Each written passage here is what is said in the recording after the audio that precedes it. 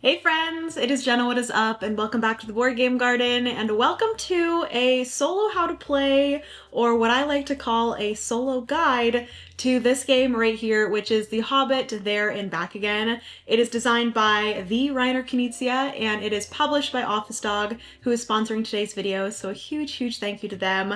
I'm hoping this is a video that you can come to when you want to play this game solo. I will mention that there is a bunch of how to plays, but more so for the multiplayer, so I will link those down below. I believe Kovray, Tyler, and Ilya have done a how to play for this, as well as Rodney at Watch It Played. So if you guys want to know how to play the full game of The Hobbit There and Back Again, not just the solo, then go check out those videos, then come back here so you can kind of get some more information on the solo mode. So we're going to be jumping right into that. I am going to give you guys a quick little overview of how this game plays multiplayer. It's just going to be a quick overview. Like I said, if you do want a full how to play, I'll have those linked down below.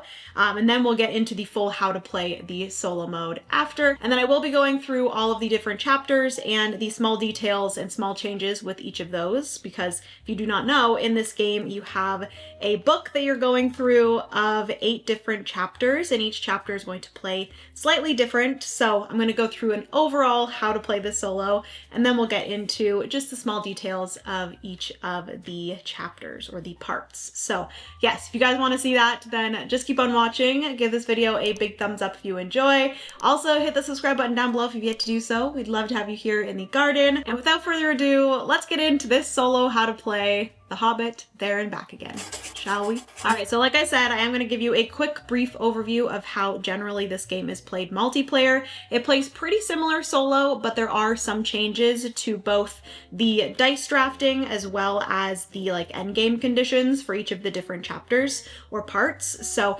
quickly going into a little bit of a brief overview, every player is going to have one of these books, and in some b-roll I will be showing you guys all of the different chapters. There are 8 different chapters or 8 different parts, and each of them are going to be playing in a different way. They're all going to have different endgame conditions, and in the multiplayer game, what you are going to be doing is you are going to be drafting dice from a pool. Each of these different parts is going to be using different dice. Some will be using the 5 white dice, some will be using only the black 12-sided die, I believe, and then some of them will be using both the 12-sided die as well as the 5 white die. And in the multiplayer game, when you are using the 5 white dice, you are going to be taking those, one player is going to be rolling them, and then starting with the first player and going around in clockwise order. You will then draft one of those dice on your turn, and then you will be writing something into the book, whether that be some resources that you're collecting or paths that you're going to be drawing.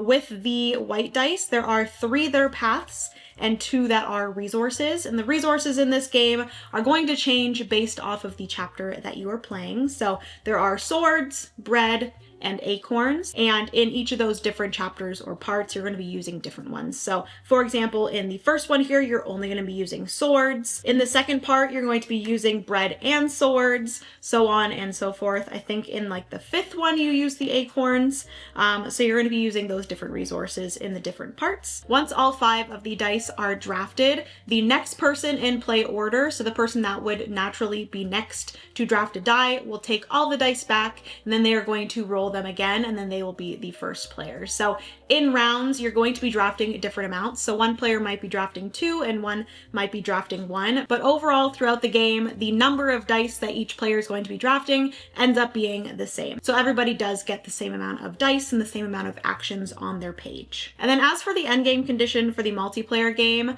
you will continue the game flow of drafting dice in a clockwise order until one player has achieved the endgame condition. So this isn't necessarily a race, because the player that triggers the end of the game, they don't necessarily win, because once a player has triggered the end of the game by getting that end-game condition, everyone will then add up all of their victory points based off of that specific part, and then whoever has the most victory points will be the winner. So ending the game doesn't necessarily mean that you will win the game, but you are stopping other players from gaining more victory points. So that is pretty much everything for a little overview of the multiplayer game, but you guys have come here for how to play the solo mode, so let's get right into that. All right, so getting into the setup first for the solo game, it is very similar to the multiplayer multiplayer game. So you are going to get a book. You're going to turn to whatever part you are playing. I have it open to part 1 right now. You also get a marker like usual, and then you're also going to take the dice for the specific part that you are playing. So specifically here for part 1, I am just going to take the 5 white dice, and then the black 12-sided die will just get pushed to the side or put back in the box. But you'll do that based off of whatever part you were in. You're also going to get the resources that you need for that part. So for part 1, you are going to take the swords. And then the only other thing and the biggest change for the solo mode is that you are going to take the solo mode token here. I believe this is Bilbo. I could be wrong, but I believe it's Bilbo. And you're going to be placing Bilbo on the solo round tracker that's in the rule book. So I believe this is on like one of the last few pages of the rule book, and you are going to place Bilbo on round 1 of the solo tracker. So this round tracker has 13 rounds. Not every part you're going to be playing in 13 rounds. I actually think there's only one of the parts, which is part 8, that you're going to be playing in 13 rounds. But each of the parts is going to have a certain amount of rounds that you're going to be playing based off of the rules here. I will be going quickly over all of the different kind of changes for each of the parts at the end of this video. And in the solo mode of the Hobbit There and Back Again, you are just trying to get the most victory points that you can. You are trying to complete the end game condition. That is one of the ways that your game will end. The other way is if you reach the end of the last round of that specific part. So there's 2 ways that the game can end. And if you are able to finish the end game condition by the end of those rounds, then you will get some extra victory points for successfully completing that endgame condition. So with the setup and a general aim of the game out of the way, let's get into exactly how you're going to be playing the Hobbit There and Back Again solo. All right, so getting into what you're going to be doing on your turn. So when you are using the 5 white dice, there's a specific way that you're going to go about drafting the dice. So in certain parts, you're going to be using these. In certain parts, you're only going to be using the black 12-sided die. If that is the case, you're just going to be using whatever number is rolled on this die. But in the multiplayer game, instead of drafting one at a time, in the solo mode, you're going to be rolling the 5 dice. And the way that you're going to be determining the dice that you're going to be using out of these 5 is you're going to be kind of breaking these up into 3 different groups. And this is going to be divvied up based off of where they have physically landed on the table or in your dice tray, wherever you are rolling your dice. So the way that I have rolled them here, I would take the 2 leftmost, or I guess 2 rightmost for you, into one group. The center one would go into its own group, and then the 2 rightmost for me, leftmost for you, would go into a group as well. So you would have them in 3 different groups, and then you're going to be choosing 3 of the dice, 1 from each of those groups. So obviously the center one you will be using, and then from the leftmost and rightmost, you'll be choosing one of those. So I could decide to choose the 2 hats as well as the 1 path, and those would be the 3 that I would use. The other 2 would get discarded. I would then go ahead and use these 3 dice in any order that I would like. So I could use the 2 hats here to get some bread. I could get some bread, and then I could use this path here for 1, 2, 3, and then I could use that path to do a 1. And like I said, you can do this in any order. Once you are finished putting in the 3 different things that you've chosen, you would just simply take those 5 dice again, roll them again, and you would do that process again and again until you've either reached the final round of that specific part or you've completed the endgame condition. Now, one thing I do want to point out to you guys is on the round tracker. So you will notice that there is the glory icon, which are the yellow points that you're going to be able to get. In the multiplayer game, you're going to be able to get these victory points if you're able to achieve various things in each of the parts. If you are the first person to achieve that, you would get the victory points. All other players would have to cross it out. In the solo mode, obviously you do not have opponents to reach those things before. So basically at the start of the 3rd, 5th, 7th, 9th, 11th, and 13th round, you're going to have to cross out one of the glory icons on the page that you haven't achieved yet. And this is going to be one that you can choose yourself. So I could decide to cross out the one here from Gandalf, and I wouldn't gain those victory points in the future. In this specific part here, which is part 1, there's only 2 opportunities for these glory points. One is on Gandalf and one is on Thorin, so there's obviously only 2 rounds that's going to happen, but in future parts there are more than 2 ways to get glory points, so you are going to cross those off as you reach those specific rounds. So like I said, the game is going to end in 2 different ways, getting to the final round of that specific part, or reaching that endgame condition. Once that has happened, you're going to go through and count up all of your victory points for that specific part. If you did complete the endgame condition, you will gain 20 extra victory points for that, and then that will be your score for that specific part. Like I said, this is a beat your own score, so you're always going to be trying to get more and more victory points and kind of perfecting each of these different parts. Obviously, part 1 is the most simple, and then it does get more complex as you go through all the parts. But speaking of all of those parts and the different chapters in this game, let's go through the small changes for each of these when it comes to the solo mode. So starting with part 1, this is an unexpected party. This is the most simple of all of the parts, and this one has no extra rules. You're simply just going to be playing over 8 rounds. Next up, we have part 2. This is roast mutton, and this one, much like part 1, has no extra rules. You are simply just playing over 8 rounds. Part 3 is overhill and underhill, and much like the other 2, you are not having any other extra rules and you are playing over 8 rounds. Part number 4 is riddles in the dark, and this one is when you are starting to get to some changes in the solo mode.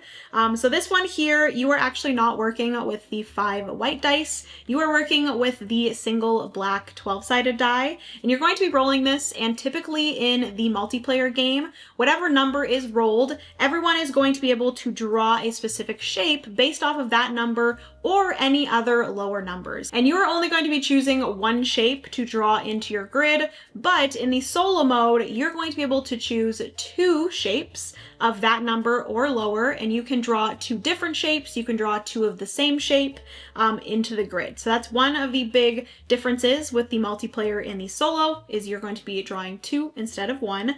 And then additionally, in the multiplayer mode, whenever you hit any of these pre-printed shapes on the grid, you're going to be able to draw that additional shape. And in the multiplayer game, you're only going to be able to do this once per round. So if you did end up hitting 2 of those shapes during the round, you would only be able to draw the first one, and the second one you'd be unable to draw. But in the solo mode, you're going to be able to draw 2 of these bonus shapes. And with this part as well, you are going to be playing over 8 rounds. Part 5 is called Out of the Frying Pan and Into the Fire, and this one does not have any additional rules on top of the multiplayer, but you are going to be playing this over 9 rounds instead of the 8 rounds of the other 4 parts. Part number 6 is A Dark Way Through Mirkwood, and this one is played very similarly to part number 4, where you are going to be rolling the 12-sided black die, and then you're going to be drawing different polyomino shapes into the grid. And much like with part 4, in the multiplayer game, you're only able to draw 1 shape.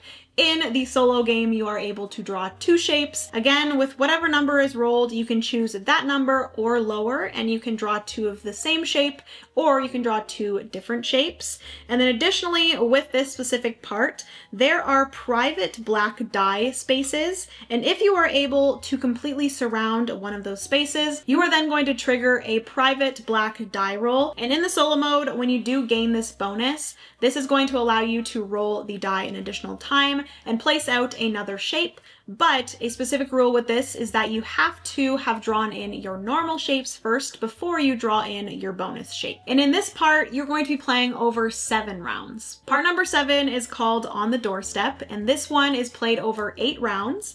And there is one rule change with this. In this specific part, bread movement is introduced, where basically once you have drawn a path, once per round, you may decide to spend a bread in order to draw an additional straight line path. And this specifically in the multiplayer game, you can only do once, but in the solo game, bread movement is unlimited. So you can do this multiple times each round. And the last part, which is part number 8, is called Fire and Water. And this part is going to be played over the full 13 rounds. And much like with part number 7, the bread movement is unlimited. So instead of just doing this once per round, you can, every single time you draw a path, optionally pay 1 bread to draw 1 additional straight line path. And then lastly, for this part, you're going to be gaining additional victory points for doing some specific things.